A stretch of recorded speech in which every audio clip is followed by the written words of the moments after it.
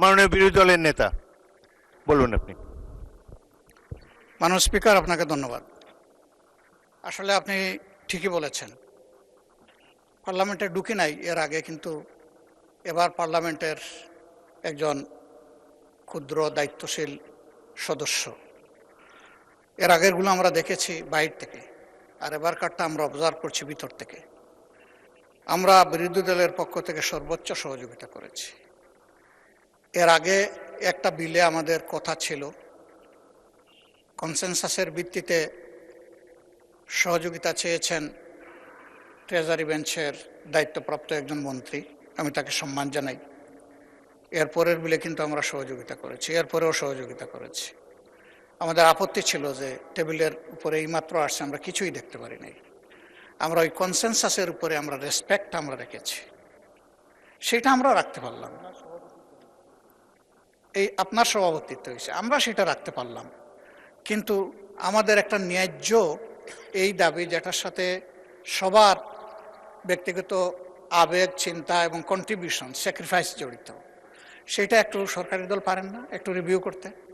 তারা একটু মন বড় করে বলতে পারেন, ঠিক আছে, এজ ইট ইজ আমরা এখন পাশ করে নিলাম, ভবিষ্যতে অধিকতর সংশোধন দরকার মনে করলে আবার আমরা বিল আনব, সেটা পারি। কিন্তু না না, আপনারা তো পাশ করেছেন সংশোধনী সহ। মাননীয় স্পিকার, এটা কি সংশোধনী সহ পাশ হয়েছে নাকি সংশোধনী ছাড়া পাশ হয়েছে? সংশোধনী সহ পাশ হয়েছে। এই জন্যই আমি বলছি যে আপনারা ওই অংশটা বাদ দিয়ে কনসেনসাসের রেসপেক্টের জায়গা, আস্থার জায়গাটা, যেখানে আমরা সবাই চলে আসলাম, সেই জায়গাটা রেখে যদি এটা করেন, তাহলে আমাদের ফিনিশিংটা খুবই চমৎকার হবে। আমরাও চাই না যে ফিনিশিং খারাপ হোক। মাননীয় বিরোধী দলের নেতা, এরপরে একটা কথা আছে, এটা আপনি বলেছেন যে আর একটা মাত্র বিল বাকি আছে, তাইলে বাকি বিলগুলা কি হবে মাননীয় স্পিকার? যেটা কার্য উপদেষ্টা পরিষদের সিদ্ধান্ত হলো যে সবগুলো এখানে আসবে, এর মাঝে বিশেষ পাবে পুলিশ সংস্কার কমিশন, গুম কমিশন, এরপরে তামাকের উপরে একটা আছে, দুদক আছে। এগুলা কি হবে? এগুলা তো ভাইটাল কনসার্ন আমাদের। যদি এগুলা কোনো আলোচনা এখানে না হয়, তাহলে আমরা কি শুধু ওই বিলগুলা কনসেনসাসের এগুলোই পাশ করার জন্য এখানে বসে থাকবো? কারণ ওইগুলোর সাথে গোটা ফ্যাসিজম জড়িত ছিল। সেই ফ্যাসিজমের রুটগুলা যদি রেখে আমরা এখান থেকে বিদায় নেই, তাহলে আমরা আমাদের দায়িত্ব, বিবেক এবং জনগণের কাছে আমরা দায়বদ্ধ হয়ে যাব। আমরা সে দায় কেন নেব? এই জন্যে আপনার মাধ্যমে আমরা স্পষ্ট জানতে চাচ্ছি এই সবগুলা বিল আসবে কিনা, এটা আগে আমাদের জানা দরকার। আর আমি যেটা অনুরোধ করেছি, যদি তারা বড় মনের পরিচয় দিয়ে কনসেনসাসের জায়গাটাকে রেসপেক্ট করেন, আমরাও রেসপেক্ট করার চেষ্টা করব। ধন্যবাদ মাননীয় স্পিকার। মাননীয় বিরোধী দলের নেতা, মাননীয় আইনমন্ত্রী কিন্তু বলেছেন যে যে বিলটা পাশ করা হলো এটা তারা রিভিউ করবেন, প্রয়োজন হলে আগামী সংসদে নতুন করে বিল নিয়ে আসবেন, সেটা তিনি বলেছেন। সুতরাং আপনার প্রথম প্রশ্নের সমাধান উনি উত্তর দিয়েছেন। দ্বিতীয় যেটা, সেটা মাননীয় আইনমন্ত্রী বলতে পারেন।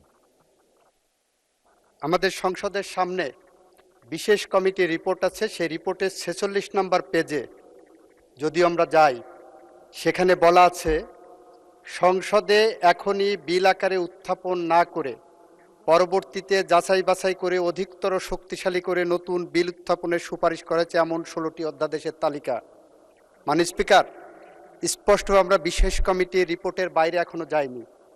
বিশেষ কমিটির report is self explanatory. It self demonstrates that যে আমরা এই অধ্যাদেশগুলো, এই আইনগুলো আমরা অধিকতর যাচাই বাছাই করে পরবর্তীতে বিল আকারে আনব। যে কারণে আর্টিকেল 93 অনুসারে এই রিপোর্টটার এই অংশটা লেখা হয়েছে আর্টিকেল 93 অনুসারে, যেখানে বলা হচ্ছে কোনটা যদি অধ্যাদেশ আকারে না আসে তাহলে ওইটা ল্যাপস করবে। পরবর্তীতে আমরা বলেছি, আমরা গুম কমিশন নিয়ে আলোচনা করেছি, মানবাধিকার কমিশন নিয়ে আলোচনা করেছি, আমরা সবগুলো নিয়ে আলোচনা করব এবং ওনাদের সহই আলোচনা করব। মাননীয় স্পিকার, আমরা কোনোটাই এই 16টার এই সংসদে দাঁড়িয়ে আমি বলছি যে কোনোটাই আলোচনার বাইরে থাকবে না মাননীয় স্পিকার, সবগুলোই আবার আসবে আলোচনার ভিত্তিতেই এটা সমাধান হয় মাননীয় স্পিকার।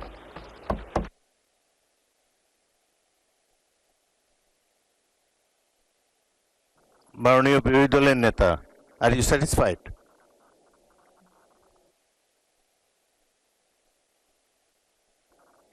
বিরোধী দল নেতাকে মাইক দেন। মাননীয় স্পিকার, আপনাকে ধন্যবাদ। একই কথা তো আমাদের আইনমন্ত্রী আরেকবার বলেছেন। আমাদের হাতে এই রিপোর্টটা আসার পরেই কিন্তু দ্বিতীয় দফা কার্য উপদেষ্টা পরিষদের মিটিংটা হয়েছে এবং সেখানে থ্রেড বেয়ার এই বিষয়ে আলোচনা হয়েছে। আমি আগেও বলেছি এবং আপনি নিজেও বলেছেন যে এটাই কারেক্ট, যে সবগুলো এখানে আসবে। এখন তিনি তাইলে এর বাইরে যাচ্ছেন কেন? তাইলে তো কোনো কনসেনসাসই থাকছে না। তাইলে এই কার্য উপদেষ্টা কমিটির বৈঠকের পজিশনটা কি থাকবে? সেটা তো ওখানেই বলতে পারতেন, আপত্তি দিয়ে ওটা আপনি সেইভাবে রুলিং না দিতে পারতেন। তখন আমরা আমাদের কি কর্মপন্থা নেব সেটা আমরা ঠিক করতাম বিরোধী দল হিসাবে। এখন তো আমরা একটা ইনডিসিশনে পড়ে গেলাম। আমাদেরকে তো এইভাবে ইনডিসিশনে বলার অধিকার তো নেই। আমি আবারও জোরালো দাবি জানাবো, সবগুলা যদি ডেফার হয় এখানে আলোচনা হয়ে ডেফার হবে। আলোচনা না হয়ে যদি কোনো কিছু ল্যাপস করতে হয়, আমরা সুস্পষ্ট দেখছি এটা ফেসিবাদকে আবার পুনর্জন্ম দিবে, আবার স্ট্রেংথেন করবে এবং এইটার সাথে আমরা কোনোভাবে দায় নিয়ে আমরা দায়বদ্ধ হতে চাই না। একেবারেই আমাদের কথা এই ব্যাপারে ক্লিয়ার। আর জাদুঘরেরটা তো সংশোধনী সহ পাশ করেছেন, ওনারা ওখান থেকে নড়বেন না। সেই জায়গায় আমরা আমাদের আপত্তি আর তুলে নিতে পারলাম না, দুঃখিত আমরা। মাননীয় স্বরাষ্ট্রমন্ত্রী। মাননীয় স্পিকার, আপনাকে ধন্যবাদ। আমি চাচ্ছিলাম না আসলে দাঁড়াতে, কিছু কথা রেকর্ডে রাখতে হবে সেই জন্য দাঁড়ানো। মাননীয় আইনমন্ত্রী স্পষ্ট করেই মাননীয় লিডার অব দি হাউসের সাথে আলোচনা করেই তখন সেই প্রস্তাবটা দিয়েছে যে জুলাই স্মৃতি জাদুঘর সম্পর্কে মাননীয় বিরোধী দলীয় চিফ হুইপ এবং অন্যান্য মাননীয় সদস্যরা যে আপত্তিটা তুলেছেন সেই বিষয়টা উনি এক্সপ্লেন করেছেন, যেটা সরকারের পক্ষ থেকে অ্যামেন্ডমেন্ট না, এটা একজন প্রাইভেট মেম্বার হিসেবে একটা অ্যামেন্ডমেন্ট দিয়েছে। সেই অ্যামেন্ডমেন্টের উপরে ওনারা বক্তব্য রেখেছেন, এই পক্ষে আইনমন্ত্রীর বক্তব্য রেখেছে, কনসার্ন মিনিস্টার বক্তব্য রেখেছে, পাশ হয়েছে।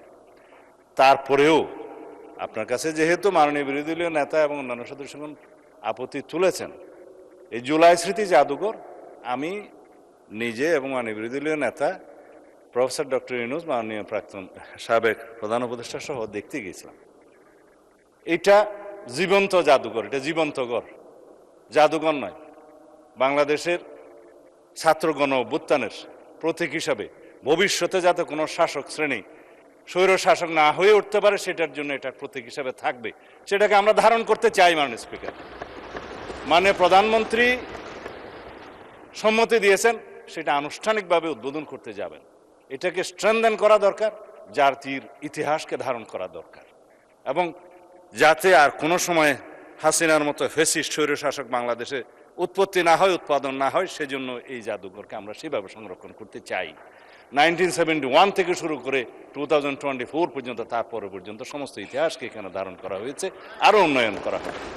মাননীয় স্পিকার, মাননীয় বিরোধী দলীয় চিফ হুইপ যেটা বলেছেন, এটাকে অটোনোমাস বডি হিসেবে রাখা যায় কিনা সে ব্যাপারে তো আলোচনা হতে পারে। আমাদের শাহবাগ জাতীয় জাদুঘর সহ অন্যান্য জাদুঘর যেগুলো আছে সেটা কিভাবে পরিচালিত হয়, কিউরেটর কিভাবে থাকে। সাবেক একজন উপদেষ্টা গত ইন্টারিম গভর্নমেন্টের, তিনি খুবই পারদর্শী, সম্ভবত উনি এখনো কিউরেটর হিসেবে আছেন। আমরা তো পরিবর্তন করিনি মাননীয় স্পিকার। যদি এরকম অবদান রাখার মতো আরো কোনো বিশেষজ্ঞ থাকে, বিভিন্ন হয়ে উঠতে পারে, সেটার জন্য এটা প্রতীক হিসেবে থাকবে, সেটাকে আমরা ধারণ করতে চাই। মাননীয় স্পিকার, মাননীয় প্রধানমন্ত্রী সম্মতি দিয়েছেন, সেটা আনুষ্ঠানিকভাবে উদ্বোধন করতে যাবেন। এটাকে স্ট্রেংথেন করা দরকার, জাতির ইতিহাসকে ধারণ করা দরকার, এবং যাতে আর কোনো সময় হাসিনার মতো ফ্যাসিস্ট স্বৈরশাসক বাংলাদেশে উৎপত্তি না হয়, উৎপাদন না হয়, সেজন্য এই জাদুঘরকে আমরা সেভাবে সংরক্ষণ করতে চাই। 1971 থেকে শুরু করে 2024 পর্যন্ত, তারপরে পর্যন্ত সমস্ত ইতিহাসকে এখানে ধারণ করা হয়েছে, আরও উন্নয়ন করা হয়। মাননীয় স্পিকার, মাননীয় বিরোধী দলীয় চিফ হুইপ যেটা বলেছেন, এটাকে অটোনোমাস বডি হিসেবে রাখা যায় কিনা সে ব্যাপারে তো আলোচনা হতে পারে। আমাদের শাহবাগ জাতীয় জাদুঘর সহ অন্যান্য জাদুঘর যেগুলো আছে সেটা কিভাবে পরিচালিত হয়, কিউরেটর কিভাবে থাকে। সাবেক একজন উপদেষ্টা গত ইন্টারিম গভর্নমেন্টের, তিনি খুবই পারদর্শী, সম্ভবত উনি এখনো কিউরেটর হিসেবে আছেন। আমরা তো পরিবর্তন করিনি মাননীয় স্পিকার। যদি এরকম অবদান রাখার মতো আরো কোনো বিশেষজ্ঞ থাকে, বিভিন্ন কমিটিতে ধারণ করা যায়। তবে কেউ পদত্যাগ করলেই কেবল সেই পদ হারাবে, সরকারের ক্ষমতা থাকবে না তাকে অপসারণ করার, সেই জন্য একটা প্রভিশন আনতে হয়েছে, সেটা মাননীয় সদস্য বিরোধী এনেছেন। আর সরকারের কাছে যেটা নিয়ন্ত্রণ কর্তৃপক্ষ হিসাবে থাকে, সেটা সমস্ত কর্তৃপক্ষের কাছে সেরকম থাকে। আর দল তো মাননীয় স্পিকার, বিরোধী দল সরকারি দল তো রাজনৈতিক দল, এবং রাজনৈতিক দলের সরকার পলিটিক্যাল গভর্নমেন্ট এস্টাবলিশ করার জন্যই তো আমরা ছাত্রগণ অভ্যুত্থান করেছি, ভোটের অধিকার প্রতিষ্ঠা করেছি। এখন পলিটিক্যাল গভর্নমেন্টের যদি নিয়ন্ত্রণ মন্ত্রণালয়ের অধিদপ্তর এবং সংস্থার মধ্যে না থাকে, তাহলে নিয়ন্ত্রণটা করবে কে? সেই জন্য আলাপ আলোচনা করে নিয়ন্ত্রণকারী কর্তৃপক্ষ এবং ভবিষ্যতে এটা বিকাশের জন্য, উন্নয়নের জন্য আমরা কিভাবে কি করতে পারি আলাপ আলোচনা করে পুনরায় একটা বিল যদি প্রয়োজন হয় সবাই মিলে আনবো।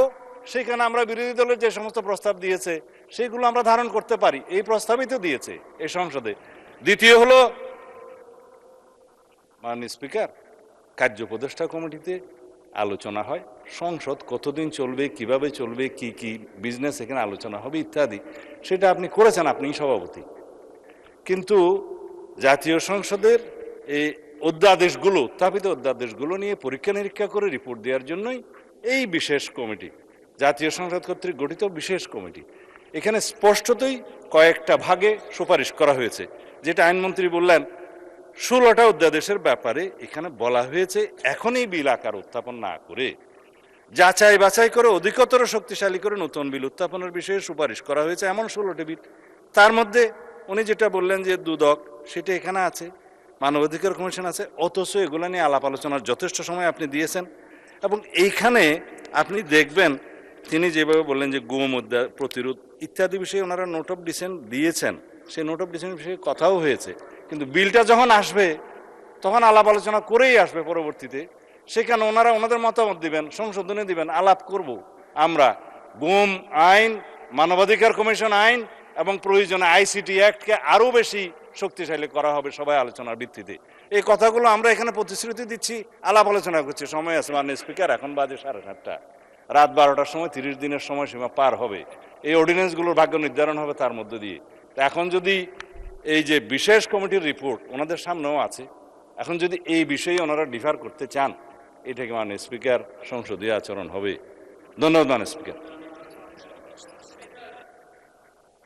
মাননীয় সদস্যবৃন্দ, আমার তো কোনো ডিফারেন্স অফ ওপিনিয়ন দেখছি না। আপনারা যেসব আপত্তি তুলেছেন ট্রেজারি বেঞ্চ থেকে সেগুলো আলাপ আলোচনা করে নিষ্পত্তি করার জন্য প্রস্তুত।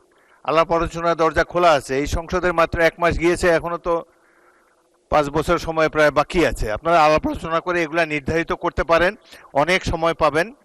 সুতরাং একটু ধৈর্য ধরেন।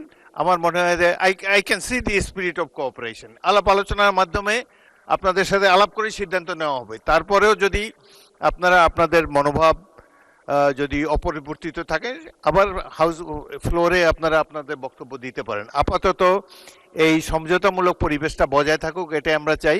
এবং সর্বশেষ যে একটা বিল আছে এটা শেষ করি। ধন্যবাদ। জি, মাননীয় চিফ হুইপ বলেন।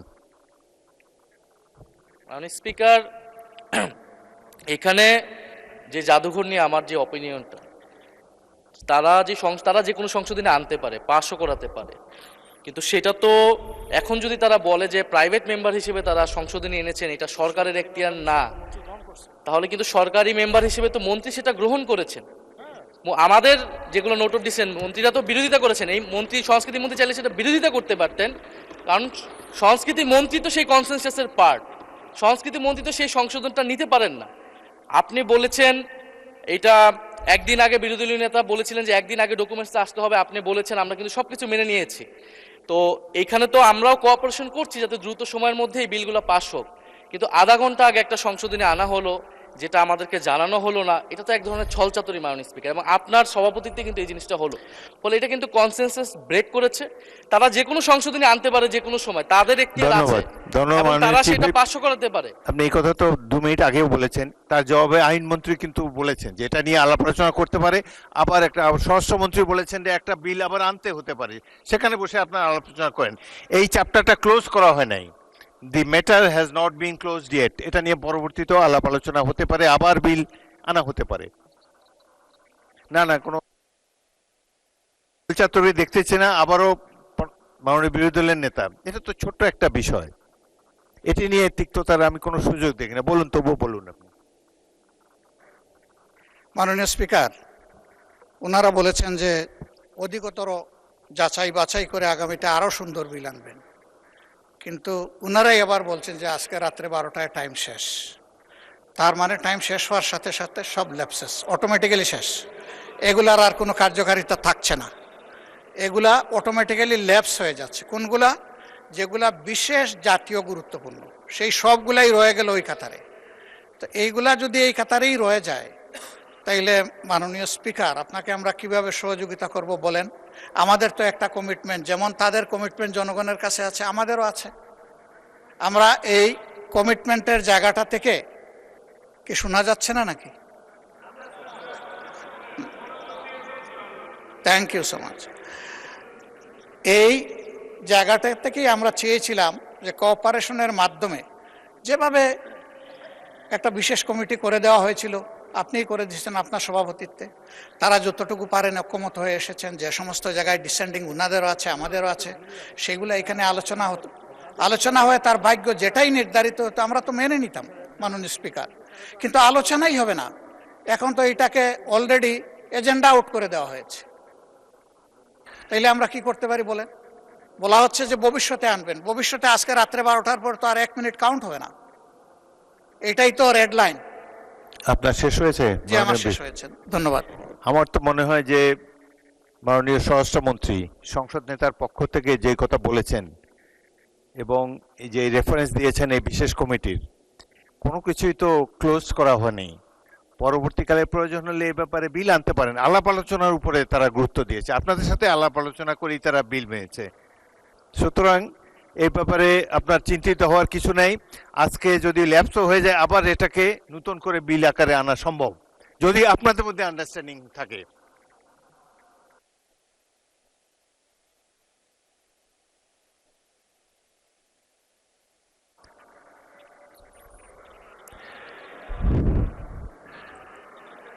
মাননীয় বিরোধী দলের নেতা, আমার তো মনে হয় যে, আচ্ছা মাননীয় চিফ হুইপ বলেন।